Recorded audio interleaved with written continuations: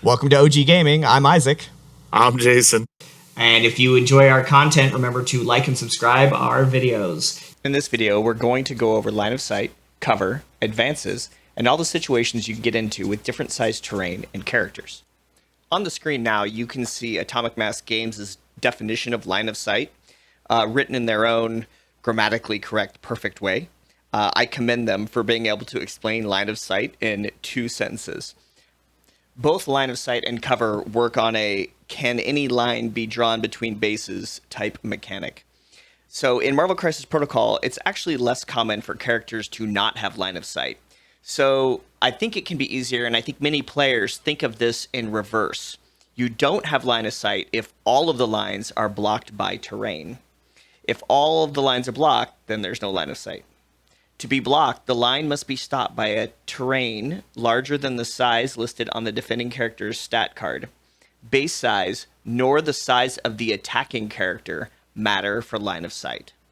It is the case that characters might not share reciprocal line of sight. So a large character may not have line of sight to a smaller character because of intervening terrain, but the smaller character may have line of sight to the larger character. The rules for cover are very similar to the rules for line of sight. In fact, they're so similar that you would be forgiven for confusing the two. It happens a lot. Atomic Mass Games developed a 3-step test for cover.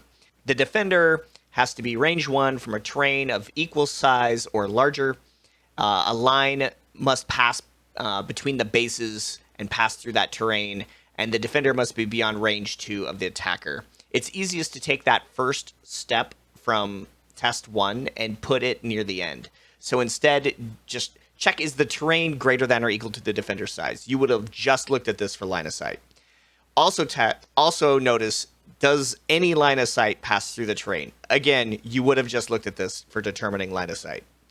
Then you check for range 2 between the attacker and defender. And then finally, make sure that that terrain is within range 1 of the defender. If all 4 of these things are met, then the defender will benefit from cover. A player that has cover during the modify dice step of the attack sequence can change one of their dice results into a shield, therefore canceling one of your opponent's hits. Keep in mind that any power, especially innate power, looking at you, Venom, that would prevent your opponent from modifying their defense dice also effectively prevents you from benefiting from cover. Let's take a look at a few examples on the table. So in this example, we have Magneto and Ghost Spider. Magneto has a range 3 attack. However, neither one of these characters can see each other because the size of the building is size 3. Now we're going to put a dumpster there. It's a size 2 dumpster. They both can see each other, but Ghost Spider is going to get cover because she's within 1 of the dumpster, and the dumpster is equal size or less than her, so she gets cover. We move Magneto over here, still has range 3. Ghost Spider is still getting cover because you can draw a line from Ghost Spider's base to Magneto's base and overlap the dumpster at some point. Now we're just going to put this range 1 terrain in there. Size 1. Size 1. And she gets no cover, and he can still make the attack and see her. We're putting the size 3 back in. Let's move Magneto back over. Putting the Hulk in. Well, Magneto can see the Hulk because of the size of the building is less than the size of the Hulk. The Hulk would have no cover because the size of the building is smaller than the Hulk, even though he's within range 1, and Magneto can shoot at the Hulk. Okay, let's say we're going to move Magneto up. We're just, for the simplicity of this is a range 2 attack, but guess what? Hulk cannot see Magneto to make this attack because Magneto's behind a range 3 building. The attack can't go off unless you have a ability that says ignore line of sight. All right, now here we're measuring. Magneto can hit Hulk. Hulk could hit Magneto if he's got a range 3 attack, which he does. Magneto is going to get cover because he's next to a size 2. Hulk is not going to get any cover at all because he's not within 1 of that, and he's too large to get cover from that piece of terrain. Magnetic refraction gives anybody within range 3 of Magneto, and including himself, cover. Even though Hulk is within range 2 of Magneto, usually it would cancel out cover. Any attack to Magneto is still going to cause the cover to happen. So in this instance, Ultron benefits from that cover even though he's within range 2. Yep. Assuming Ultron and Magneto were working together. Assuming they're definitely working together. They're evil. All right, so Ultron here is now within range 3 of Magneto. Ultron is a size 3. The building is a size 3. Ultron is going to benefit from cover because part of Ultron's base is being hindered by the thing, or the piece of terrain. Still can make the attack, however, there. Now he's outside of range 1. He's no longer going to benefit from cover from that piece of terrain. Magneto's got a free shot at him. Even though he's shooting sort of through the building, he's still not benefiting because he's not within range 1 of that building. There are several goofy situations with cover that we've got to discuss. The first one involves attacks on top of larger terrain pieces as shown in the image on the left. On the right, you see the same attack taking place, but entirely on the ground. In both cases, Rocket is making an attack against Nick Fury from beyond range 2. On the left, you can see that the line of sight does indeed go through terrain greater than or equal to Nick Fury's size, which in this case is size 2. Nick is on the terrain, and so therefore he's within range 1 of that terrain. All of the tests are met. It's not intuitive, but Nick has cover in this situation. There are no exceptions for terrain the attacker or the defender are on top of. This same scenario occurs if the characters were on adjacent terrain pieces, shooting like rooftop to rooftop or something like that. The second goofy situation involves the target being on top of something just in general.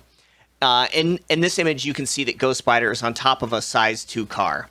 Since most terrain is squarish and the bases are all round, you are virtually guaranteed that some line from base to base is going to pass through the car or pass through the terrain before reaching the defending character's base. So in this situation, with Hulk attacking outside of range 2, Ghost Spider also benefits from cover. Okay, now on to something completely different. We're going to discuss moving. In our previous video, we talked about throwing and pushing, and there's not really much to placing, so in this video, we are going to concentrate on advancing and touch a little bit on climbing. The reason we're talking about it now is that advancing and an interaction with terrain is what causes climbing. And there are several times when a tactics card or a superpower lets you advance and not a more nebulous move. And it's that interaction that we want to cover specifically in this video. So Ultron's advancing here. He can just go anywhere up the tool as long as the tool's centered straight on his base when he starts, and then he just has to be touching the tool at the end, whether it's on a little knob, on the side, on the edge. He just advanced forward there. All right, here, Ghost Spider can easily just move long, gets up there, has to stop at the edge of the building, can't go overlapping the building. Easy advance for that. Baron Zemo also moves long, but Baron Zemo can't go up on top of the building because he doesn't have web crawler or flight, so he has to go around the building. Otherwise, he would have had to move small. Baron Zemo can advance on top of the size 3 building, but he could climb, reducing his speed to short, and then stop on top of the building. Mm-hmm. And this is because the building is a size 3 and Baron Zemo is a size 2. Yep. If the building was a size 2, it would not hinder Baron Zemo's movement at all. Anything 3 or higher would hinder his movement down to the small. So let's talk about one of those interactions. This first one we're going to talk about is Spider Infected. During the power phase, if some conditions are met, the opposing player can advance your character's short. So here you can see we're doing an advance with Ultron. He's a size 3, moving on top of a size 3 building, and that's a legal advance. His placement's not quite legal there. We'll just ignore that for now. But we can't do the same thing with Baron Zemo, because for size 2 Baron Zemo to get on top of a size 3 train, he has to do a climb. That's not an advance. So you can see instead we do our advance along the ground. All right, listeners, we are going to do a couple giveaways in the next couple videos that we do. We're doing a whole set of videos on pushes, throws, advances. Each of the videos will have a different character pack that we're going to give away. And we're going to do in our next video that has all three of us actually in it, we will pick winners. And it'll be based on the comments in the thing. And we will draw the winners not live, but while we're recording, show the results. And then those winners will just have to get a hold of us off that. We'll just use the comment thing to do it. It's just a chance for you guys to win these figures. We'll mail them to you.